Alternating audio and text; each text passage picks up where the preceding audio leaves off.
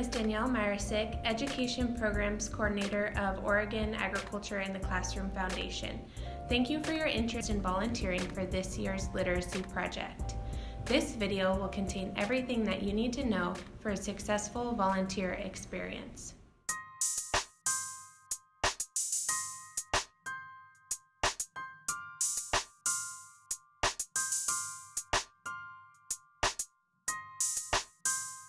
This year's featured book is Apples to Oregon.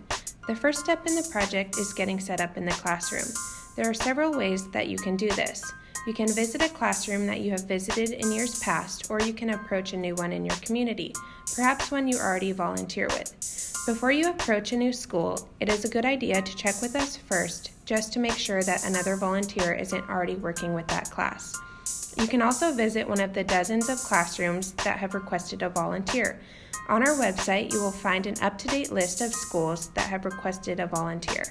If one of these schools is in your community, give us a call or send us an email and let us know that you are interested in visiting that school.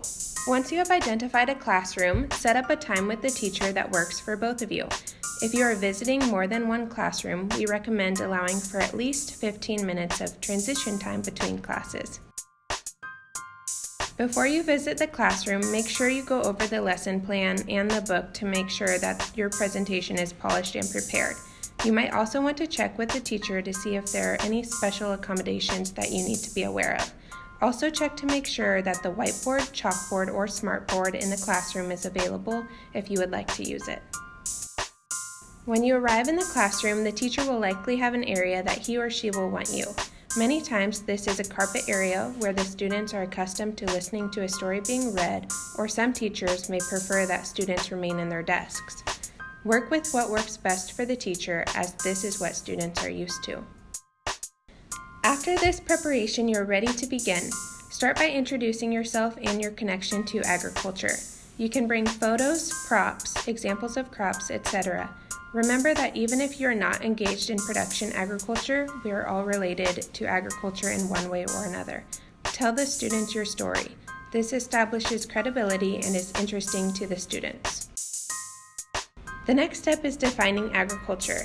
In the directions, we go through the 6 F's of agriculture to help students fully grasp that agriculture is all around us. The 6 F's include farming, food, fiber, fishing, flowers, and forestry. After this introduction, you're ready to begin reading the book. Make sure that you take this slow. The illustrations are very unique and the students will want to see them. Feel free to pause and make comments as you go, pointing out different agricultural connections present in the book. After you're done reading the book, lead the students in a few follow-up questions. Some questions to consider include: what were some of the hardships the family faced as they traveled across the Oregon Trail? What did their fruit trees need to survive as they made the long journey to Oregon?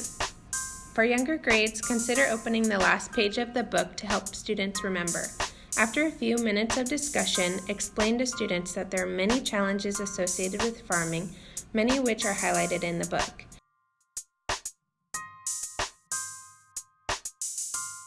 In this activity, we are going to explore some of the challenges associated with farming today and discover how those challenges can affect a farm. We will also learn that farmers need to make decisions that will affect their farm every single day. Describe how the lesson will work.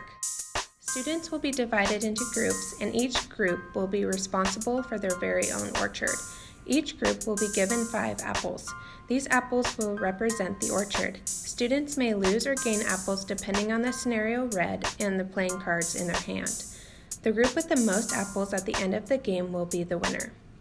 Divide students into small groups. For students in grades K through 2, assign 3 random playing cards to each group. For grades K through 2, pass out the assigned playing cards and then explain each of the playing cards in detail. For students in grades 3 through 4, allow each group to choose their playing cards collectively.